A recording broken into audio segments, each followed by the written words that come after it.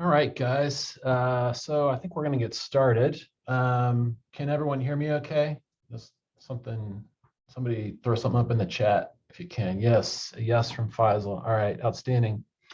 All right, cool. Well, I'm super excited today because today is something that probably most or all of you have never done before.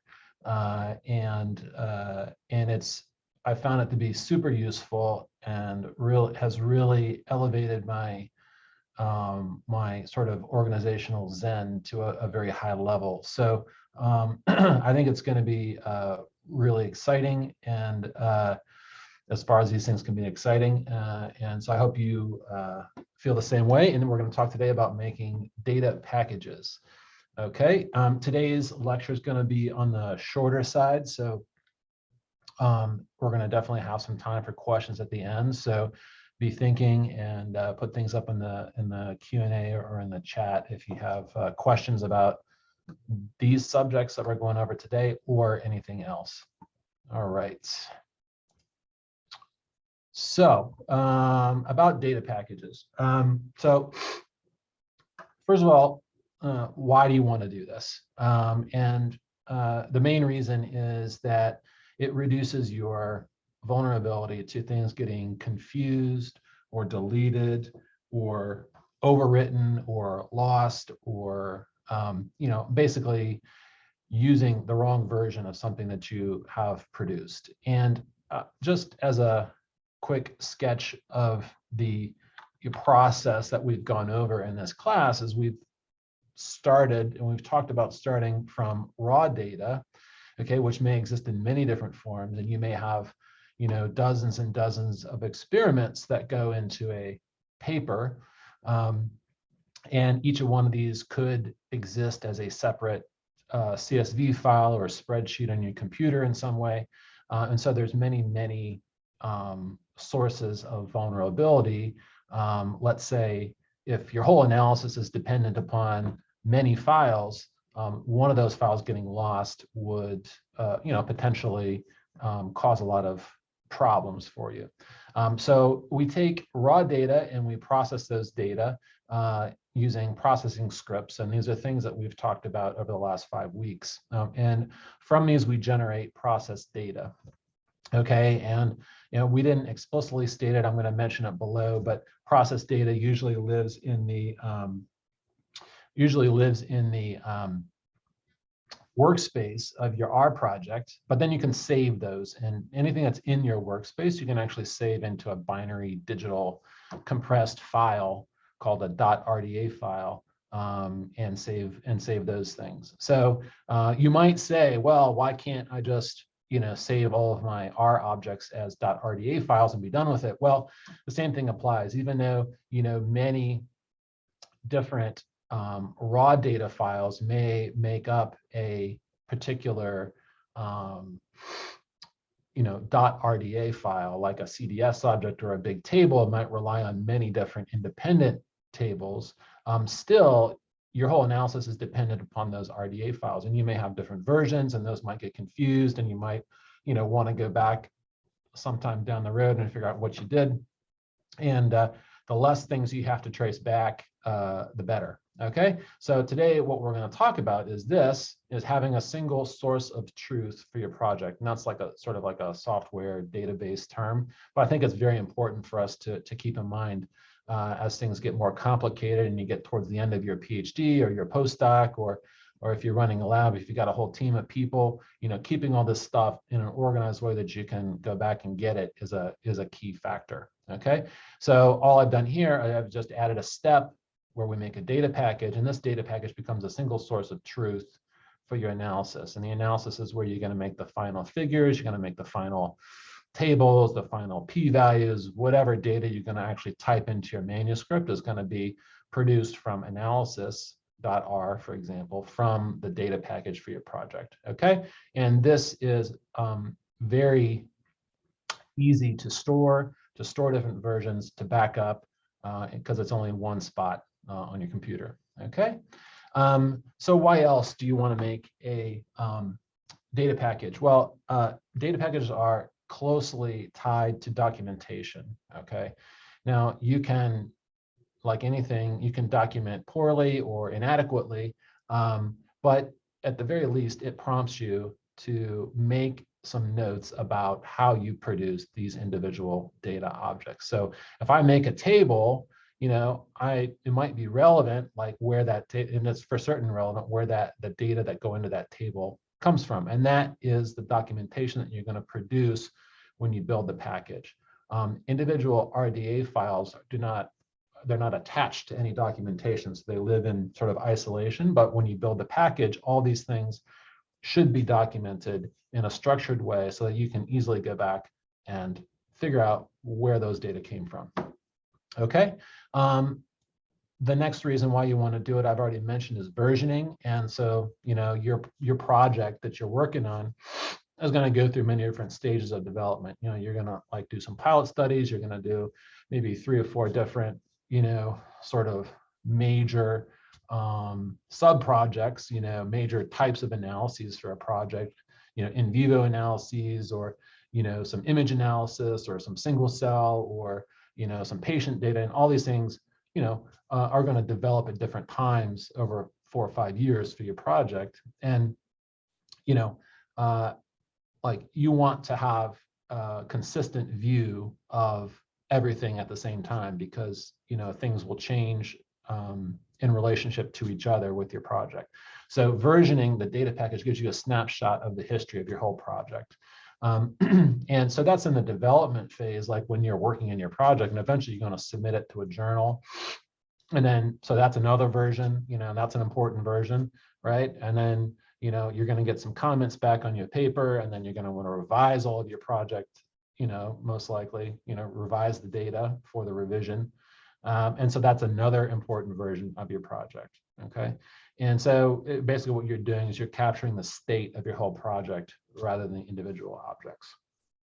Okay, and the last thing I don't mention here, but I'm going to mention later on, is distribution of the data for your project. And, more and more, journal editors are going to ask specifically to have access to the process data for your project. And I just submitted a paper, a couple months ago, and I think they asked me literally in 4 different places during the submission process how to access the data for the paper. And so if you can build this into your workflow, it becomes easier for you.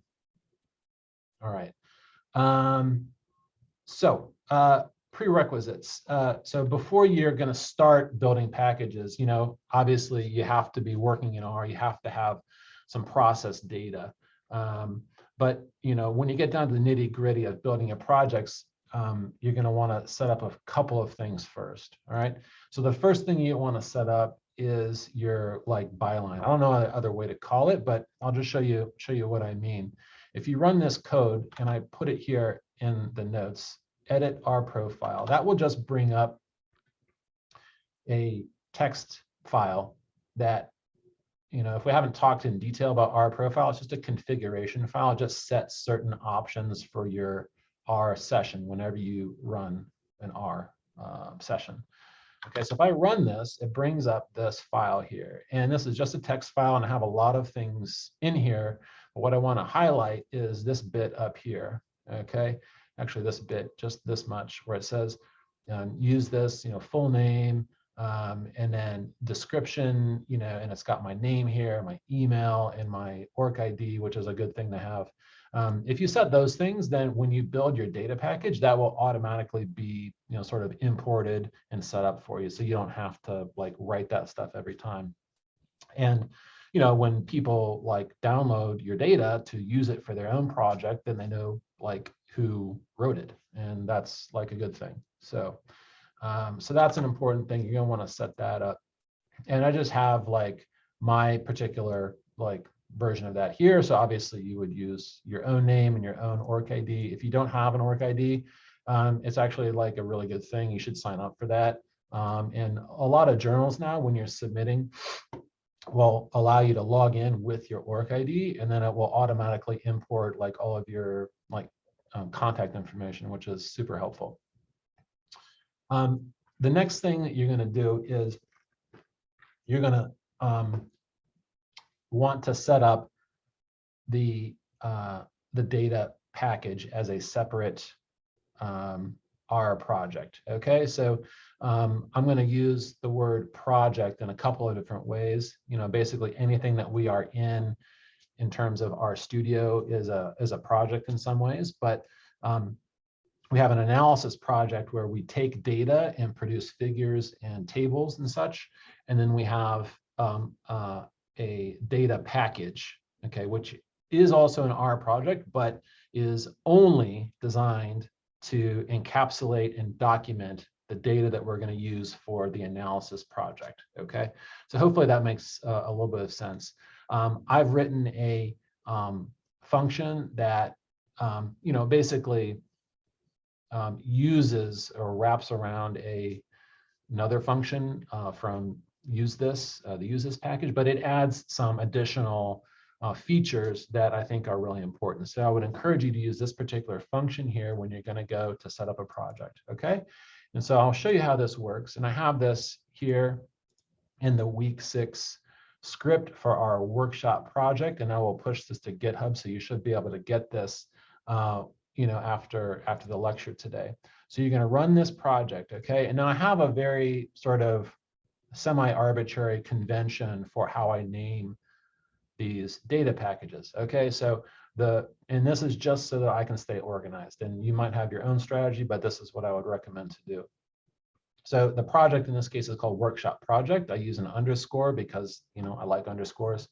And however, you can't use an underscore in a package name, and it has to do with the way that R generates the actual package names when you build the project, which we're going to get to later.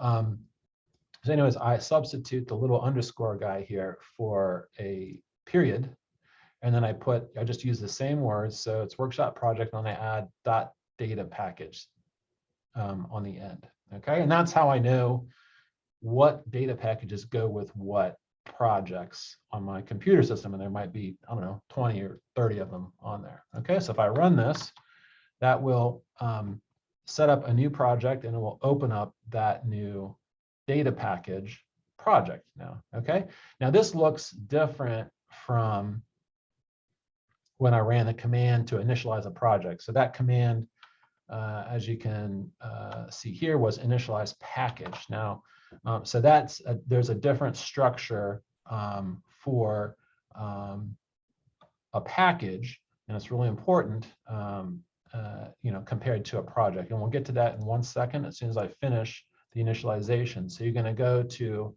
this inst folder and then data raw, and then in there is going to live this initialization.r file, and this is basically the same initialization file that you use to set up your projects from my package. Okay, and so you'll just fill this stuff out here. You're going to change your name. Okay. All right. So you'll run that. That will create a license. You'll run this to create a README file. That's always a good idea. So people know what you're doing. You're going to run that. It's going to create a news file. That's important to track the history and to document the overall history of your project, so you know how things are changing with each version. That's really important. We can run these, and we'll just initialize the Git repository. Okay.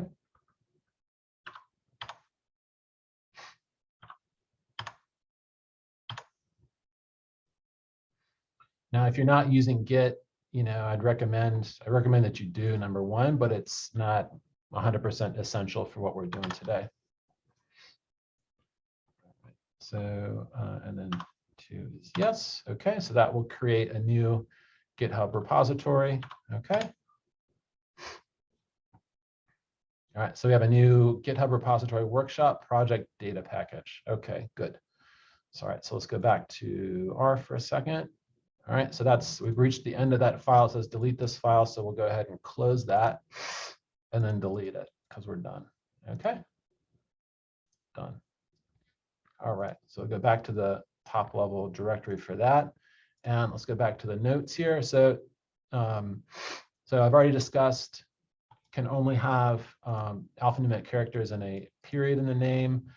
We've run all these commands from initialization.r. Okay, now the last thing you're going to want to do is you want to make sure that this package is installed called Sinew. Okay, this adds a little bit of extra sort of helper functions for doing the documentation. So you need to run that once, and then it should be installed on your system. Okay. All right. So what are the key features of a package? And so I will go back here and I'll just highlight these now. Okay. So you can see that there's a number of different sort of files that have appeared and directories that have appeared in our project relative to a sort of a more simple analysis project. Okay. Most important is this file here called description. Okay, if I open this up, you can see it's sort of got a structured file format. It's got a name and then a colon and then a value. All right, and with this line here, it says package. At the first line, it says package. This is what tells R that this is actually a package to be built. So this is the sort of the key, like, configuration file for the whole package. You have to have that. Okay.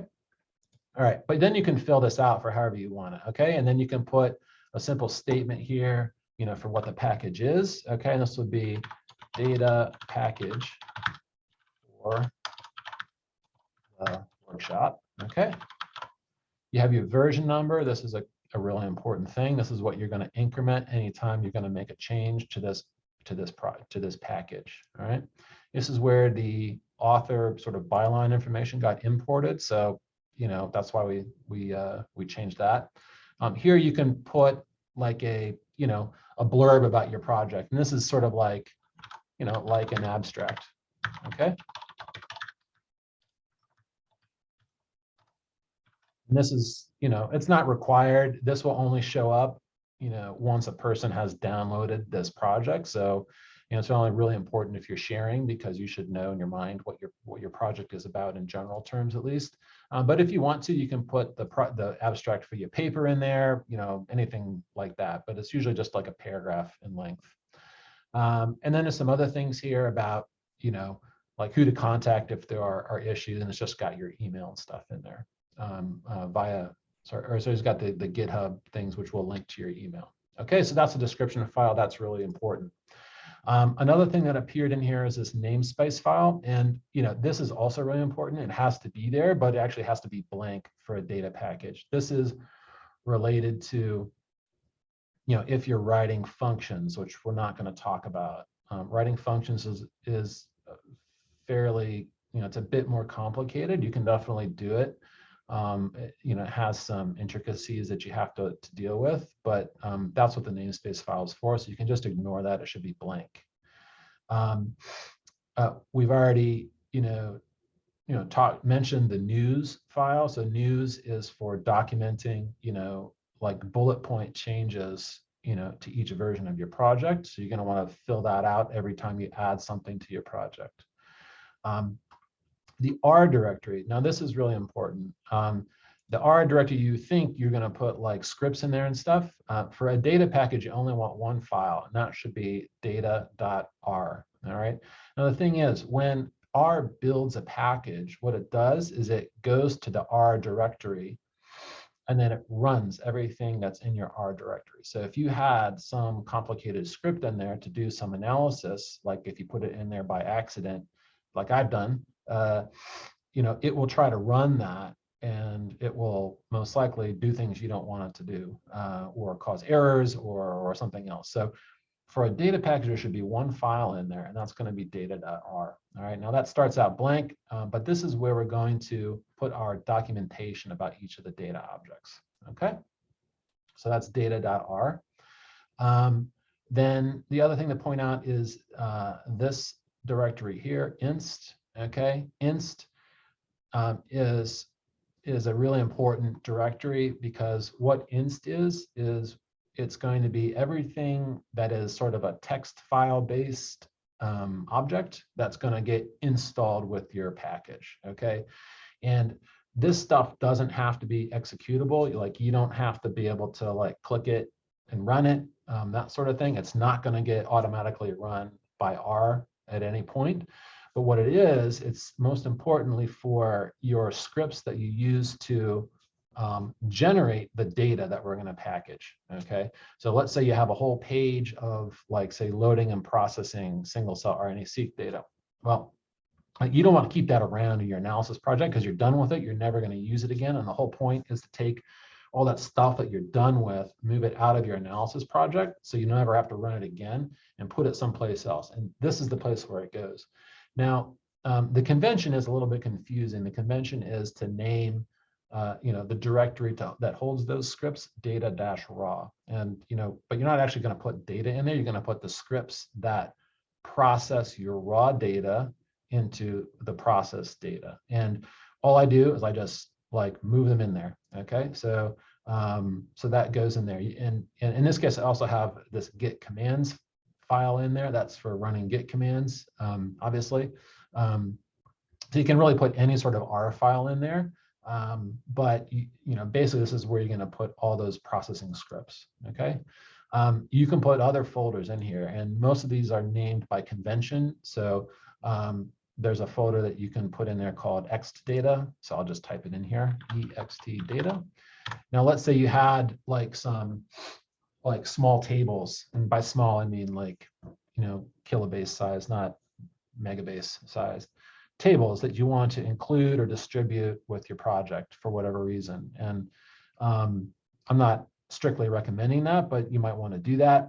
That's what goes in ext data. So ext data is the data that gets processed by the scripts in data raw to the actual data objects. Okay. Other things that can go in there is code or scripts from other languages, like say you're using Python or some C++ code or something like that. If you're into that, then those scripts would go in there, so that like a reviewer could have access to those if they wanted to. So that's all the stuff that goes in there. Templates can go in there as well, so that's another thing. But that's sort of a flexible container for your script files. Okay. Now the thing is, when R builds this project, the inst directory is going to go away, and everything that's in there is going to get moved up to the sort of the top level of the project. All right. And so everything that's inside inst you can access from a package by using this this command here. So if you run, actually I'll just move over to my notes here because I've written it out. So you're going to access it that with this command here, system.file. And let's say you wanted, you had the package installed and you were back in your analysis project and said, now how did I make that particular data object? What did I do to get that? Well, you can extract that from the package itself. by running this command here, system.file, and then because it lives in data raw, you're going to run that, and then whatever file that you want, and you just put in there the package that you're using, okay? And then that will give you the exact file path to that particular file, and then you can load that or find that and read it however you want to do, okay? So that's how that gets used, okay? And then the last and most important thing I think on this list is the data directory itself, okay? And this is where you are going to put the .rda objects. And you can put, like, let's say a CSV file in there if you want, but I think it's just confusing. I'd recommend not doing that. So just leave this for .rda files that you generate from your analysis project, okay? All right, so I don't see any questions, so keep thinking. Let me know if you have any questions. That covers sort of the overview of what a data package is. So now I want to talk about how you're going to use it, okay? So the workflow is here, all right? So you're going to start by doing some analysis within your analysis project. Now, we've already done that over the last 5 weeks. We've made a number of different RDA objects. So I will show you that right now. So if I go back to my workshop project, okay, and if I go here, we made this directory, or I made it, called data. Now, this data directory is not part of the project, or not part of the package, okay? So what we're going to want to do is we're going to take the stuff that's in here, extract it, and move it into the data package because it's done. We're not editing this data anymore. All we're going to do is we're going to read from that data and do some calculations with it, do some visualizations with it, that sort of stuff. So it's sort of set, so to speak. All right. So if I go in there, I've got a bunch of different things that we've produced in the course of the last 5 weeks. Okay. And I'm, just for the sake of speed, I'm only going to deal with 2. One is going to be this analysis configs, and the other one is going to be CDS main. Okay, so analysis configs is a small table that holds all of the sample metadata that we use when we generate the single cell data. The CDS main is the actual single cell data object itself. Okay. So what are you going to do with that? So we've done some analysis. You're going to save your objects as something very clear, object.rdata. If you name it CDS main, you should name it CDS main.rda, just so you know precisely what it is. One object per file, and it should have the same name as the object that you saved it as, .rda. Okay. The next thing you're going to do is you're going to move those RDA files from your analysis project where you generate them to the data package. Okay. Now you can copy them over, or you can move them, meaning you delete them in the original place. Ultimately, we're going to build this project and delete everything else. But so you can do it however you want to do it. But let me just show you. So if I go to my file explorer here, I go to workshop project, I go into data. These are the same files that are there. So I can highlight that one. That's the analysis configs. And I'll highlight CDS main. And I'm going to copy those. Okay. And what I'm going to do is I'm going to go back here to the R projects. I'm going to go into this new project that we just made, the workshop project data package. I'm going to go to data. I'm going to paste those in there. Okay, so I've pasted those in here in my file explorer. And if I go back to my R project, they've now appeared here. Okay, so step number 1 is done. I got the data in the data package. Okay, so now what we have to do is we have to document the data so that we know in 6 months, how we got this stuff. Okay. So the way you want to do that is you want to first load the data objects. Okay. So I'm going to just click on them and load them into the workspace. Okay. So that one's going to take a second to load. Now, the next thing you want to do is you want to use this package that I told you about called Sinew. That's going to produce the template that you're going to use for documenting the data itself. Okay. And it really only works on data frames. So I'd recommend starting with a simple data frame to get sort of a, to get like a template that you're going to use. And then you can apply it to other things like a CDS or a matrix or like basically anything else. The way you're going to find that is you're going to go, once you've installed Sinew, it will add a feature to your RStudio and called in the add-ins menu. And you go to add-ins and create oxygen. Okay. So these have been loaded. Okay. So I'm now in data.r. Okay. And I'm going to just type in analysis configs. Okay. Now, if I highlight that, go to add-ins, and I go down here to create oxygen, it's quite obvious what it's done. It's added a bunch of structured text here, and it's taken that sort of object name of analysis config and it's turned it into like a quoted string. Okay, so that's how it's got to be. Okay, then this is what you do is you just fill this out, and this is your documentation step. Okay, so we'll say this is the the analysis. This is supposed to be in like sentence cap or title case, so capital first letters, but it's not mandatory. The analysis configuration.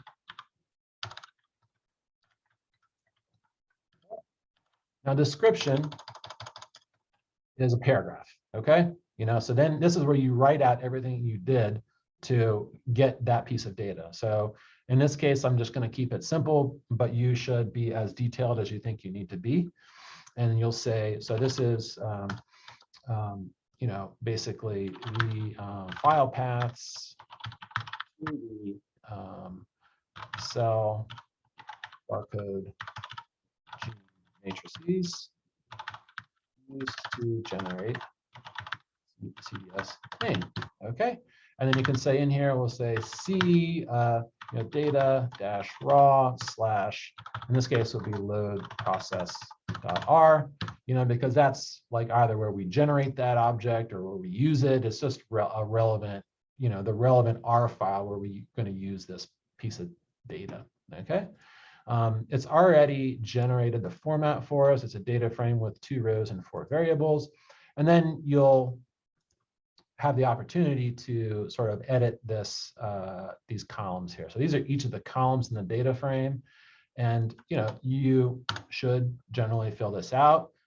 If it's quite obvious what these things are, then you don't really need to. All right. I mean, sample, that's a pretty obvious title, but if it's not clear, then you should document it. Okay.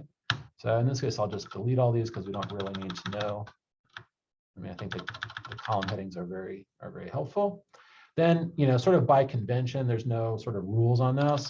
There's like this details section. And for this, I just say C companion analysis project, some GitHub, some GitHub address. So let's say HTTPS github.com/blazerlab/workshop project. All right, so that will, anyone who's using this will be redirected to that particular project if they need to be. Okay, so that's basically done for that one. All right, so once that's done, I'm going to delete that, okay, because we don't need that in the workspace anymore. And then we have CDS main. Okay, so now if I run this, if I run CDS main, and I try to run this with the Sinew function, that's going to give an error. Okay, basically Sinew only knows how to deal with data frames. So that's why I just start with a data frame, and I just copy this, and then I paste this. Okay, and so now we have this, and then we can just edit this for CDS main. Okay. All right. So none of this applies anymore. Format, it's not going to be a data frame. It's going to be, a cell data set, right? And then this would be, the main cell data set. Okay. And this would be just something like that. So that's very brief. I wouldn't do anything, more minimal than that, but just for an example. All right. Okay, so that's done. You're going to save data.r. I'm going to go back here. I've cleared the workspace because that will cause a little bit of issue, but not a big deal. next thing you're going to do is you're going to increment the package version. So to do that, you go back here. You're going to open up description. All right, it starts off at 9,000. All right, we're going to go to 9,001. Okay, done. For things that are in development, like you're working on your project doing your PhD, I usually will leave them at .9000 and then go from 9001 to however many you need to go to. Once you submit it, I usually will increment it to 1.0.0. If you do a revision on that project, I'll do 1.0.1, however you want to think of it. So that's no rules for that. That's just like my own sort of internal sort of bookkeeping system. All right. That's roughly parallel to what people do in the software world, but that's not really critical. Okay, so the next thing you're going to want to do is you're going to want to generate, you're going to want to update the news. Okay, so the news is just a message to yourself. Here we have, 900. Well, we're now working on 9001. Okay, and we'll say added workshop data. All right, and then we'll say first version, something like that. However you want to do it. It's usually just bullet point statements, so you quickly know all the things that change in each version of your package or of your project as a whole. Okay. All right, so that's done. We've edited description. Okay, so the next thing we want to do, we'll go back over here, is you want to generate the documentation. And this is where you go from that stuff you typed in on data.r to all those sort of text fields. We have to tell the computer to generate documents for that. And I'll show you that right now. Very easy. I will usually use this file here. This is git commands. We've talked about this before.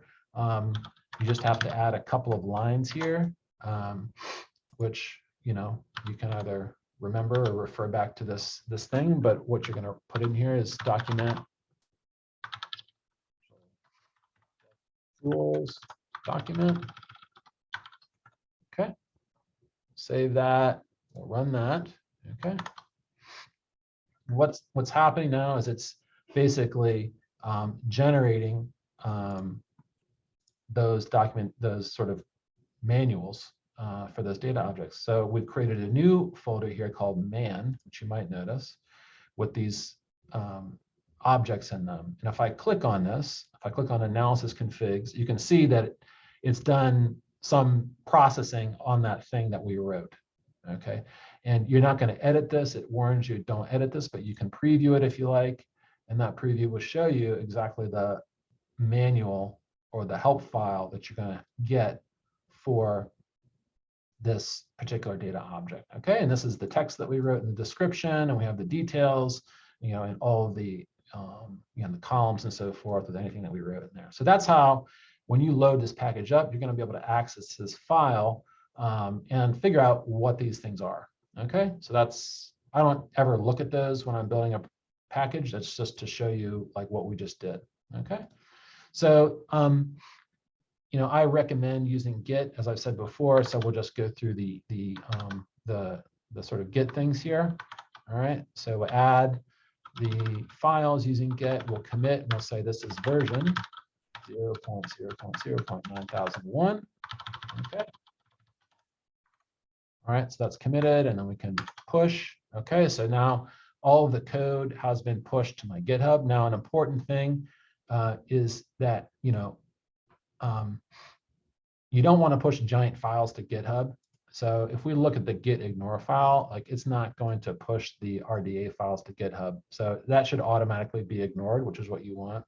But if you put some giant piece of data in here, like gigabytes of data, like say in the Xdata file folder, you want to make sure to add that to the git ignore, so you don't put that in GitHub, because it will get rejected and just cause you problems, and you don't want that. So just to be aware of that. Okay, so that's done. Everything on Git is now done. So we did the commit to Git, ignoring the large files. Now we're going to run DevTools build. Okay, so I'll put that down here.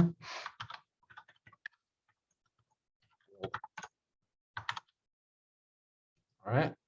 So what it's doing is it's taking all of those data files and it's repackaging them into a sort of a what's called a bundle or a tarball, something like that. But it's written a file, and you can see what it's done here. It's made this workshop project data package version 9001.tar.gz. Okay, so that is the source tarball is what they call it for this data package. And if we look here, what it's done is it's put that here in like the parent directory for our project. So this is our project, our data package project. This is what it has produced. Okay, so this is the, this is our package. Okay, so that's basically it. All right. So yeah, that's basically it. So I don't see any questions, so hopefully that was clear as mud for everyone.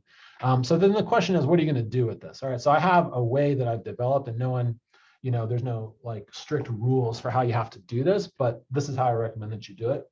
So you've built this file here. Now, if I were to run, let's say, this command again, I could overwrite that file, right? If I changed some things, but then forgot to increment the version, let's say, and I did another version 9001, it would actually overwrite that file, which might not be what a good idea, might not be what I want to do. So if I'm, like this, what I'm going to do is I'm immediately going to move that file. Okay, so you can take that and you can copy that. And the way I store them is I have a directory just for all of my data package data. All right, and within there will be subdirectories for, like, let's say workshop, this project that we're working on here. So I will paste that into there. So now all of our data is in its own specific directory for this particular package. Okay, and that's how I recommend that you do it. And when you go to build another one, say version 9002, just move it in there, just leave the old versions in there. You don't have to delete them or anything. Okay, so we can go back here, we can delete that, we're done with it. Okay, good. So now we're basically done. Now what we want to do is we want to load this into our analysis project and use those data. Okay. So now I'm going to go back to our workshop project. Now this is not the package, this is the project. Okay. And you're going to use two commands to load this data into what you're doing, into your project. All right. The first command is this one from Blazor templates. It's BBRM data package. Now the key thing that you're going to do is you're going to want to point this to the parent directory of that tar file that we just saved. So this is in our project's data package, workshop project data package. Okay, so if I look here, so it's in our project's data package, workshop project data package. So that is the directory that you're going to point it to. All right, and what's going to happen is if I run this, R is going to go to that directory. It's going to find the latest version available, and it will, if it's new, if you haven't installed it before, it will install it. If it isn't new, it will tell you that it hasn't changed. Okay, so I'm going to run that. And you might be able to see down here, I don't know if I can show it. Yeah, so it says installing for the first time. Okay, because I haven't installed this package before, we just made it. It prints out a lot of text, but basically it says moving, well, basically it's installed it. Okay, so that's good.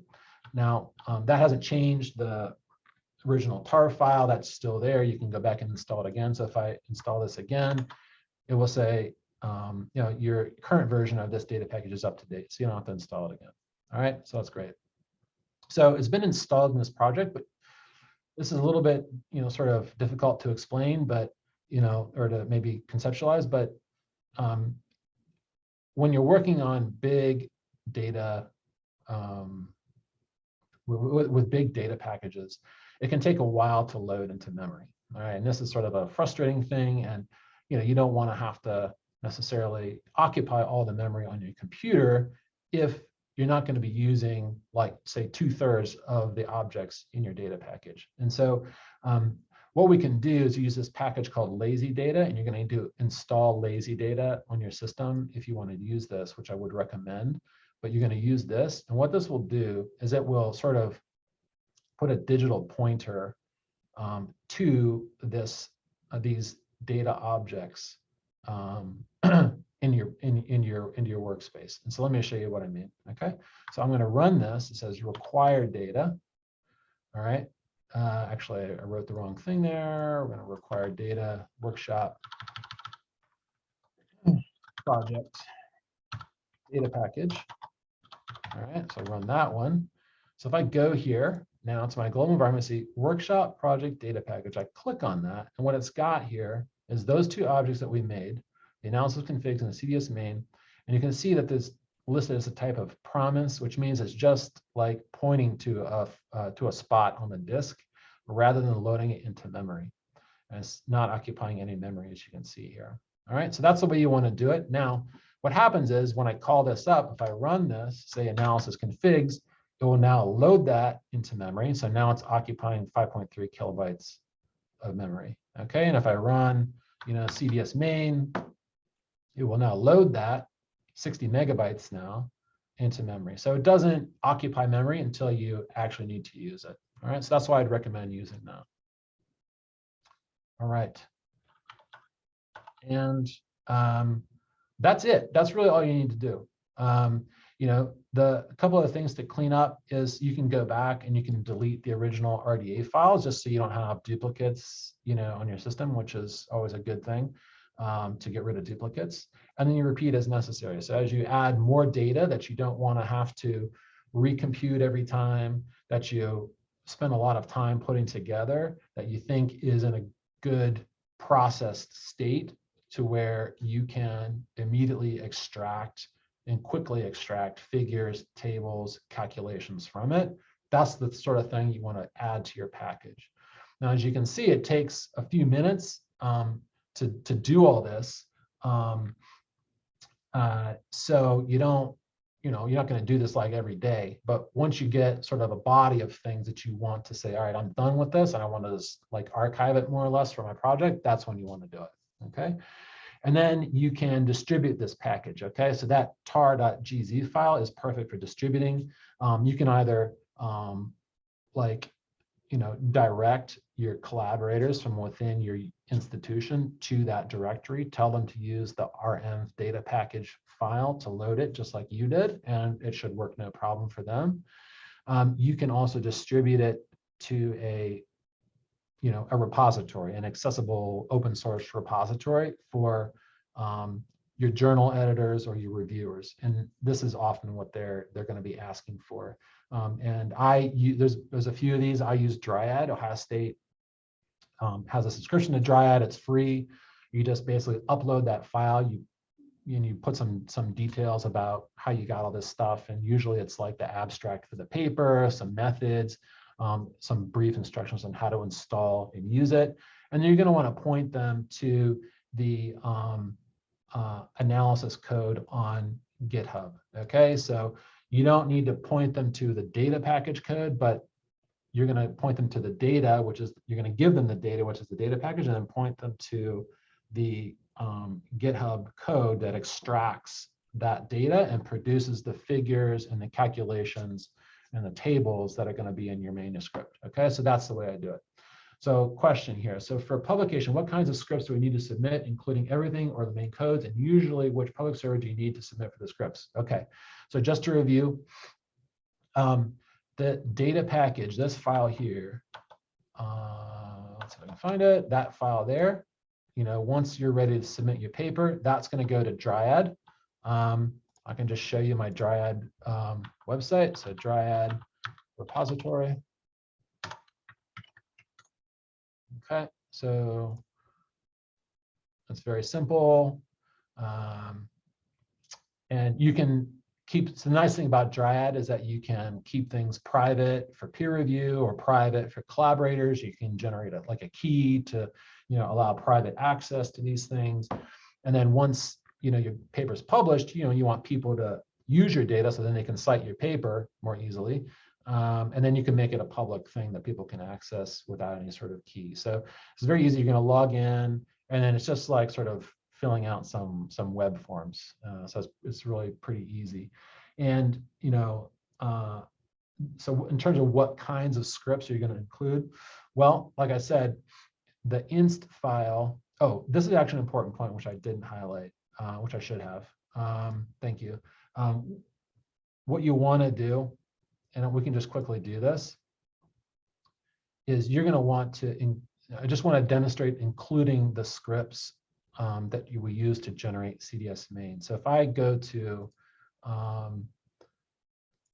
my R projects, because this is what, like, say, a reviewer might be interested in. And, I don't know how often they check this, but they always ask, and they always ask multiple times. So if I go to the workshop project, I go into R, what I want to find is this load process.r. I'm not going to copy that in this case, but you could also just, cut and paste. I'm going to copy that. Okay. I'm going to go back to the workshop project. I'm going to go to, in this case, inst, and then data raw, and I'm going to paste that in there. Okay, so now I've pasted load process.r. Okay, I'm going to go back to my data package project, which is here. All right, and what I'm going to do is I have to remember I'm going to increment the version now. Okay, so this is a new version, 9002. We'll save that. We're going to change the news. All right. You can see I've already made a mistake here, so that should be 9001. Oops. This is going to be 9002. All right, so added load process.r to data-raw. Okay, so now we're going to be able to provide this to anyone that has our data package. All right, so what we'll do now, so the news is done, the description is done. We'll go back here. We're going to redocument everything. It shouldn't have changed, but we can just redocument it anyways. That's done. We'll add, okay. We'll go to version 9002. We'll push that to Git, okay. We'll build. Okay, now I go here, go back to this directory. We've now built 9002. We'll copy that, go in here. We'll paste it in here. So I have 9001, now 9002. Okay, we're done with that. We can delete it. We'll go back to the workshop project. And now when I run this, it's going to say there's a new version. All right. So a newer data package version is available, installing version 9002. Okay. So it has been updated. All right. So we'll run this again. All right, and so this is the same. We've, basically we haven't changed the data, but what we've done is we've run system.file now, and we'll say data raw/load process.r. We'll say package equals workshop project. And raw load process.r. Well, that didn't work. I don't know what happened. So I might have typed something in wrong there. But anyways, so I'm sorry that didn't work, but that was doing that on the fly. But basically, what you should be able to do is access it like that. Okay. So in any event, all of the pre-processing scripts, they go into data-raw. Yeah. So good question. All right. Let's see here. Now let's go back to the notes because we're almost done. And yeah, so I just wanted to wrap up by saying that you're gonna hopefully, you guys have found this as a useful learning experience. I think that if you're using complicated data, it's critical that you use something like R to track how you're managing the different states of your project. Every time you change something with like a complicated thing like single cell data or extract data or do a different analysis on it, it's really important to know what you did And this becomes tracking it in R, using scripts, using packages, becomes a gift to your future self. Okay, that's the way I think of it, because you just like, you have to understand, like, if you're doing good work, you're going to want to use it, you're going to publish it, and people will ask you for it. So just start off by documenting it and doing it in a reproducible way. Okay. And yeah, so thank you for attending. Definitely, if you have any questions, you can continue to put them in the issues section of the GitHub page for the class. You can also, of course, email me. My email is here on these notes. And with any questions about how to do all this sort of technical stuff with R, I would really appreciate it. It would help me a lot if you could fill out the evaluations and send to Stephanie Van Houten. And she will send an email, follow-up email for you. And let me know, what's working, what's not working, and any other things you might want to see, in the class, because we're, planning to run this again probably next year. So, all right. Well, I don't see any other questions or anything else. So if anything comes up, let me know. Send me an email. And best of luck and have a great summer, everyone.